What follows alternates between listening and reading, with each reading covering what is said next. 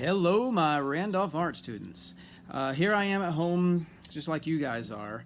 But just because we're home for a few weeks doesn't mean we're going to stop being creative and doing lots of art stuff.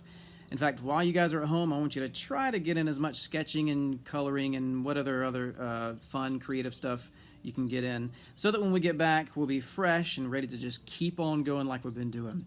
I'm going to give you guys lots of fun things to do this week. You can do some things on your own as well. You might even see an art assistant pop up in some of my videos every once in a while. I'll be on the lookout for these little girls.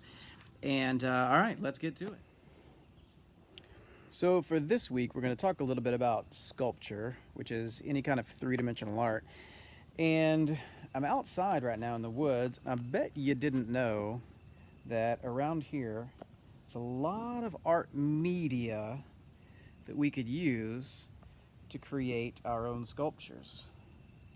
And there's a very special sculptor that I'm going to show you a little bit of the work of. His name was Andy Goldsworthy, who would take things out in nature and he would create sculptures out of it. Some of them were just temporary sculptures, some lasted a little bit longer.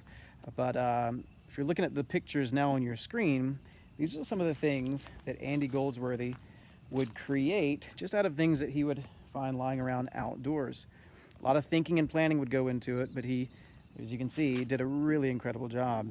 So if I'm looking around the ground right now, I see things like tree bark. Got some tree bark here, got some old, looks like some nutshells here that I can gather up to think about doing something with these.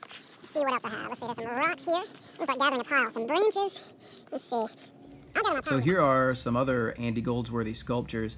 He would normally work non-objectively, thinking about line and shape and other elements and principles that we've covered. This week, we're going to be making faces out of the materials you've gathered. And you can think about any kind of emotion you want to put into that face, happy, sad, whatever you might be feeling at this moment.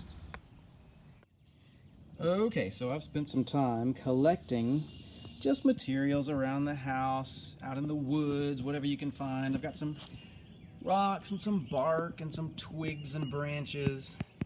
Anything you can find around your yard or around the woods near your house. You can get some help with this if you need to.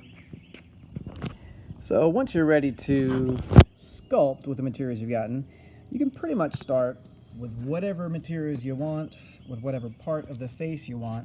I like to kind of look for inspiration in some of the things that I've gathered. So I'm looking at these guys and I'm thinking, all right, what does this remind me of?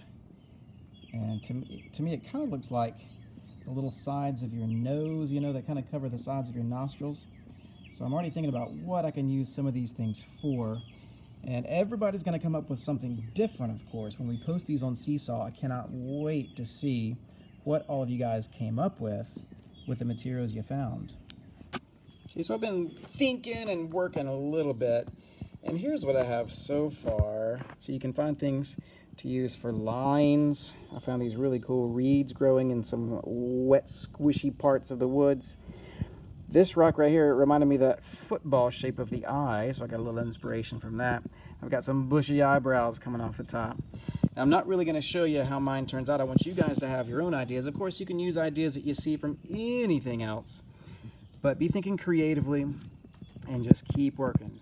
So, my doggie's been hard at work. She made this face right here. Did a really good job, I think. Just kidding, that was Sadie Howse. Sadie, wave. She's 4. She spent some time making this one. And she was asking herself, what can I do to make it my best? What else can I add? What parts of the face can I do? What materials do I have? I think she did a pretty good job. So if you'd like to go even further, here's an example of another idea you can do after you complete a face. You can think of other designs. You can create radially balanced designs. See what you can come up with. Make sure you take pictures of those too. I cannot wait to see what you guys come up with. Post them on Seesaw, and I'll see you guys real soon.